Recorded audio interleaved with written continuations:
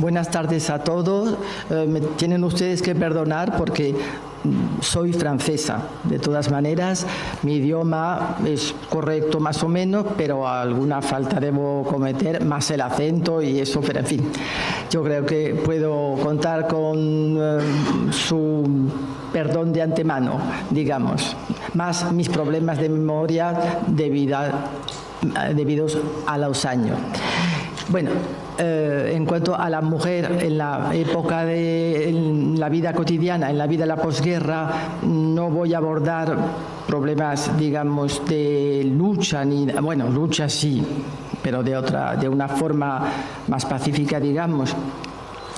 Esto parto del 1 de abril de 1939, fecha oficial del final de la guerra, y a partir de ahí algunas cifras que me parecen a mí significativas es, por ejemplo, nos vamos a dar cuenta sumando estas cifras de que las mujeres casi obligatoriamente van a desempeñar un papel relevante a la fuerza, porque entre unas 50.000 personas ejecutadas después de la guerra, 500.000 de presos abarrotando las cárceles, los campos de concentración o de trabajo forzado, algo más de 450.000 refugiados, entre ellos mujeres y niños también, o sea, todo junto, estos que pasaron la frontera con Francia y muchos para ser acogidos en campos de concentración.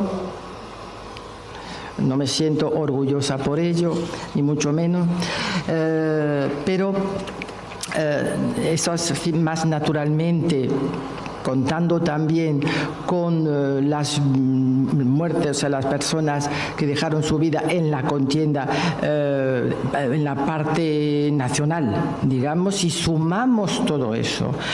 Al final entramos en los presos ya lo dije, entramos en un número en que obligatoriamente la que queda es la mujer.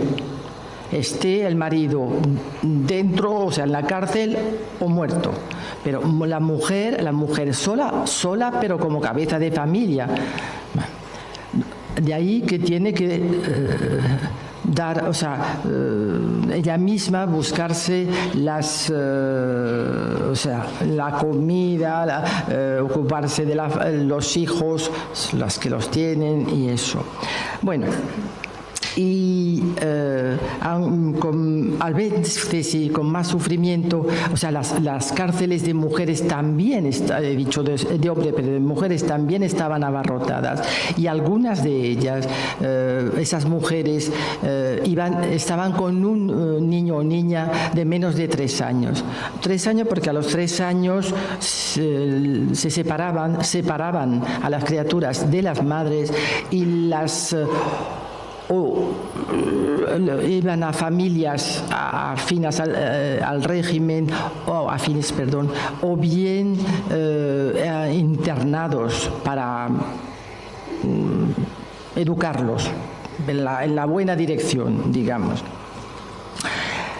Y en 1943, por ejemplo, hablando de estos niños, había unos 10.000 niños tutelados por el Estado. Yo creo, pues, una reflexión sencilla, que en un país con cárceles llenas de familias mutiladas, de pueblos arrasados, de suburbios de las ciudades, capitales u otras, bombardeadas y eso, pero las que lo van a sufrir más son las mujeres, porque en ese contexto tienen que seguir viviendo y ocupándose de los miembros de su familia. aparte de detalles de los que habló Irene. Y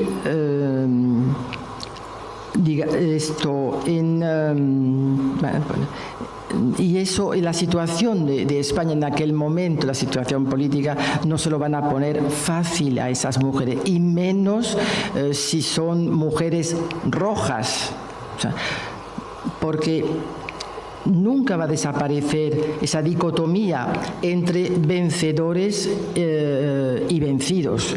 Tiene que permanecer, y lo dijo francamente eso Franco, perdón por francamente Franco, ¿no? O sea, lo dijo eso, la redundancia, perdón por la falta de vocabulario también.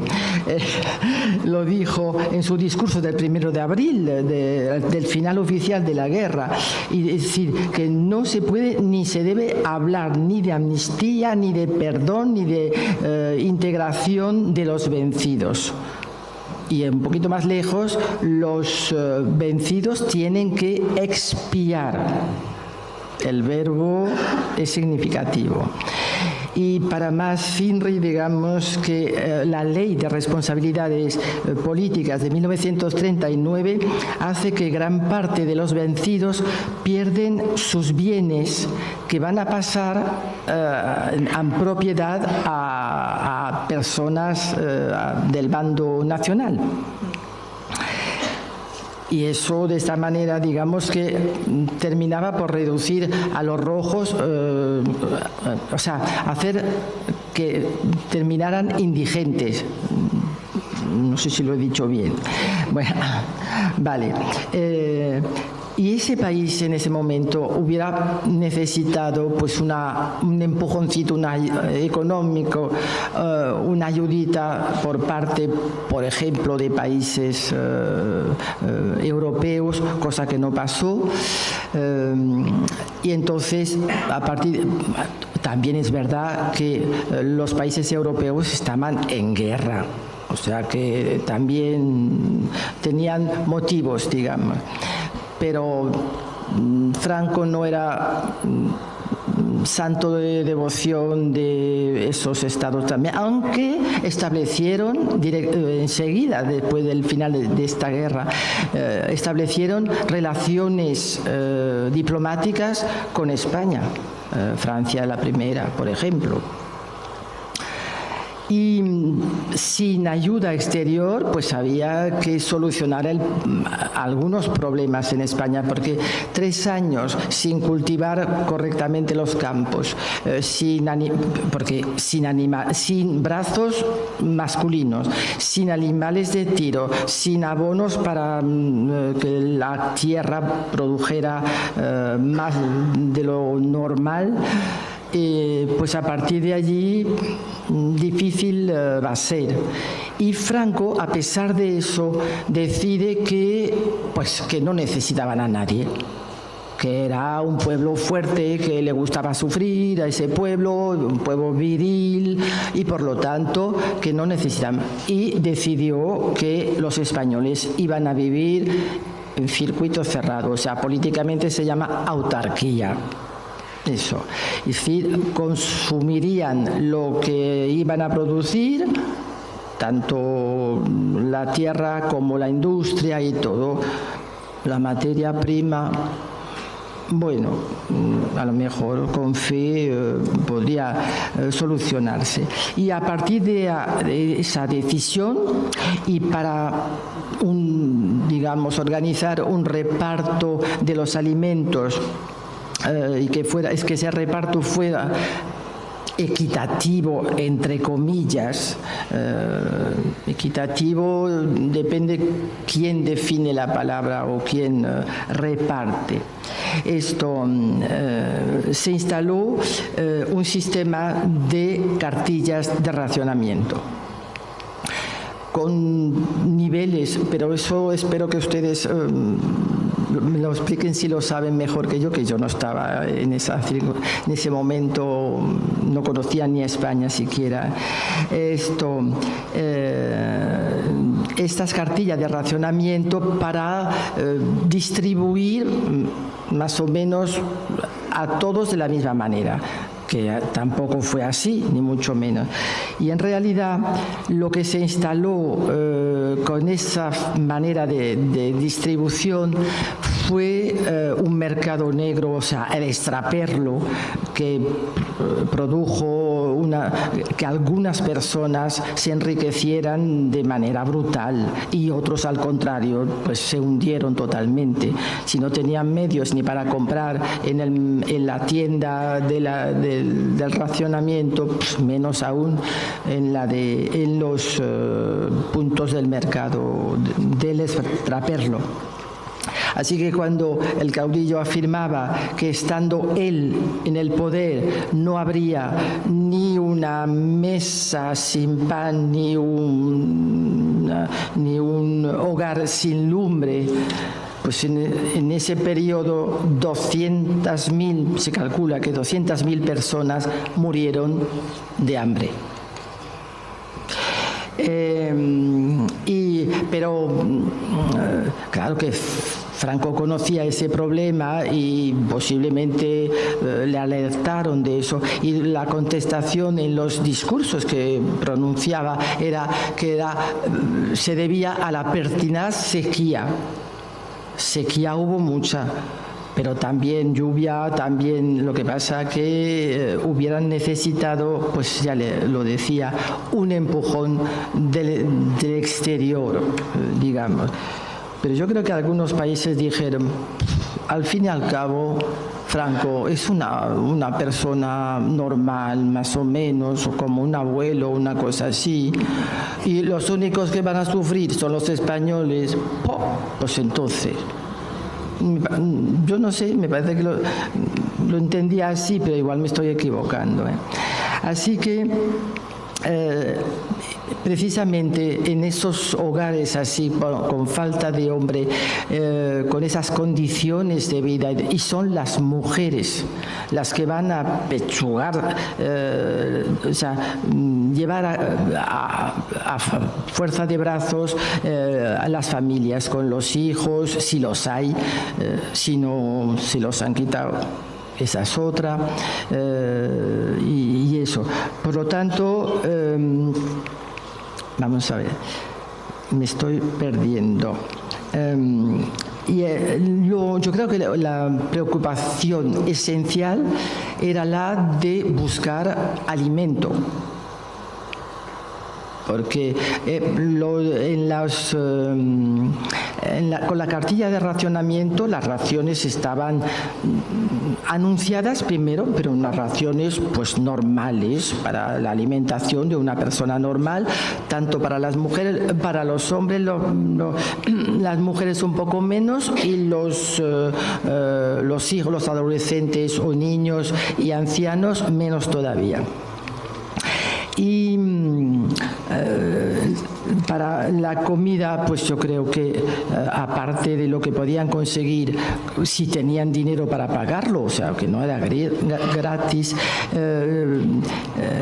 tenían que buscar cualquier cosa para comer. En el campo, las que vivían en el campo tenían pues el recurso de buscar o rebuscar plantas en la naturaleza, en los campos, que pudieran comerse, pero en la ciudad muchas estaban reducidas a pedir limosna, por ejemplo, o prostituirse también para conseguir algunas pesetillas para poder comprar pan negro, porque en los centros de las cartillas de racionamiento no había pan blanco, exclusivamente pan negro, que no gustaba mucho, pero vamos.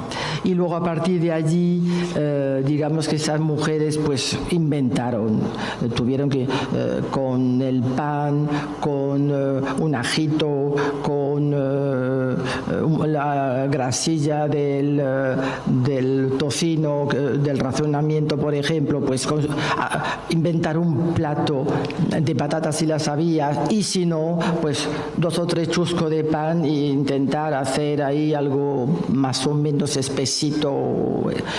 pero vamos, mucha imaginación tenían que tener, pero con lo poco que tenían. Y entonces fue la época de los gazpachos, pero cuando no era el gazpacho ese actual que tenemos en verano, que son tan agradables y tal, pero era, yo recuerdo, por ejemplo, en un lebrillo, agua, vinagre, sal y trocito de tomate, pimiento y cucharada y paso atrás. O sea, hay algo de pan, de migas de pan y eso, pero sin triturar ni nada. Bueno, trituradoras no existía. Luego también las gachas eran, encontrando la harina, las gachas casi siempre o muchas veces era harina de almortas, y en tiempos en que no existía la fecha de caducidad ni el embolsado como lo tenemos todo ahora, que lo vendían a granel, pues es una harina bastante inestable y producía una enfermedad si se había pasado la fecha, digamos. Una enfermedad que atacaba los miembros inferiores con hormigueos. Eso no era demasiado grave, pero también calambres y hasta parálisis. Y esa enfermedad se llamaba la tirita. Latirismo. Latirismo. Sí, pero no sé.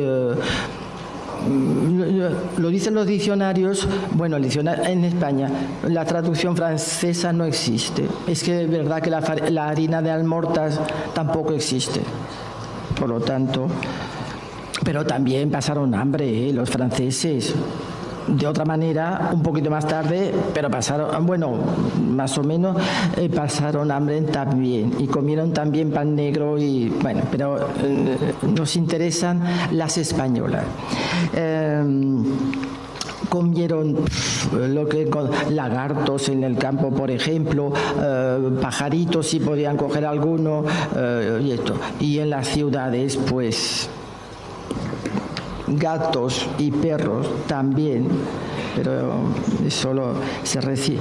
Lo que comieron también alimentos que normalmente se destinaban a los animales, como las algarrobas, por ejemplo, o las bellotas, las que ahora comen nuestros cerdos de 5 estrellas.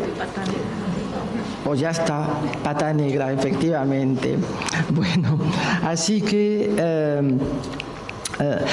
el problema, y eso no son, las mujeres no tienen ninguna responsabilidad en más que lo sufrían, por supuesto, si es que sus hijos sufrieron mucho de desnutrición, eran niños desnutridos, muchos de ellos con el vientre inflado, y a veces cogían esas enfermedades de la desnutrición, de la pobreza, que son la tuberculosis, la difteria, el tifus, o ese inconveniente que no es una enfermedad, que es la sarna, súper desagradable y eso, pero por falta de higiene.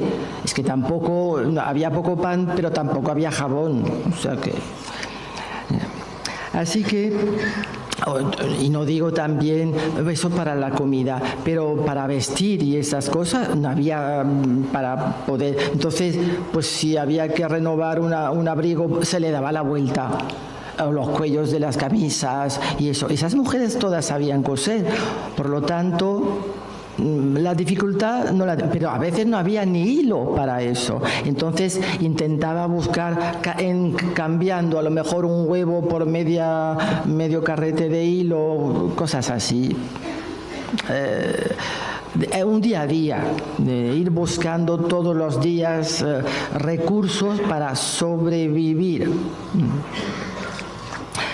Bueno, terminamos con el aspecto, digamos, de alimento y tal, y a ver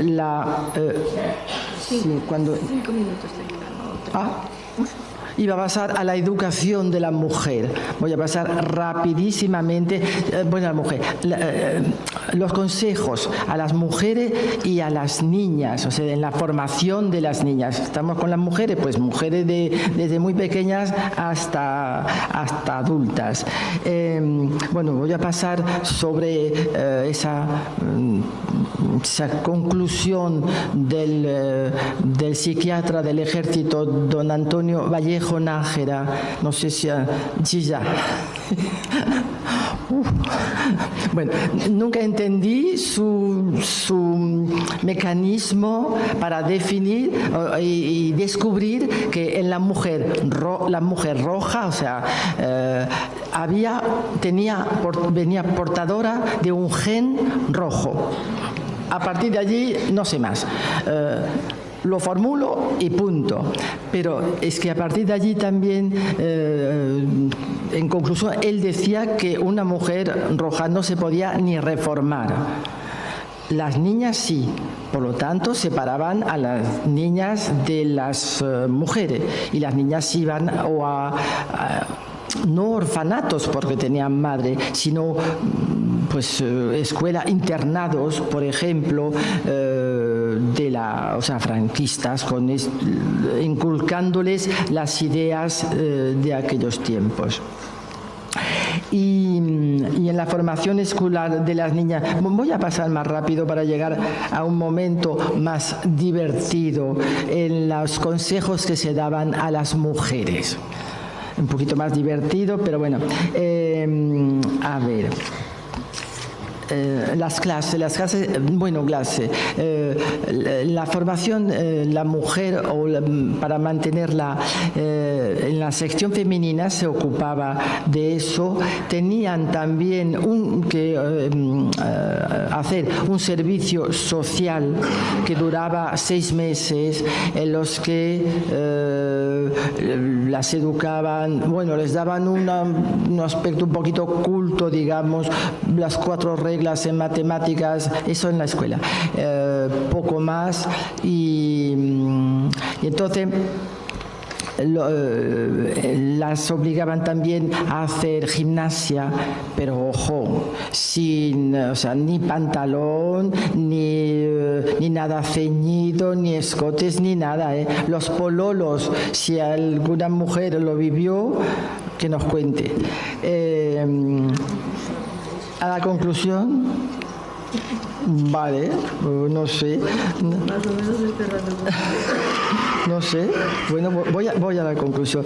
Y entonces, a fuerza de renunciamiento, poco a poco, digamos, con mucha paciencia, fuerza de paciencia, de miedo, de sumisión, de obediencia, de humillaciones, como decía Irene, y con el paso del tiempo, con el cambio también de algunos ministros, las cosas fueron cambiando poquito a poco, y entonces, pero las madres de los vencidos, digamos, de los vencidos, daban consejos a sus hijos, siempre decía: tú no te signifiques.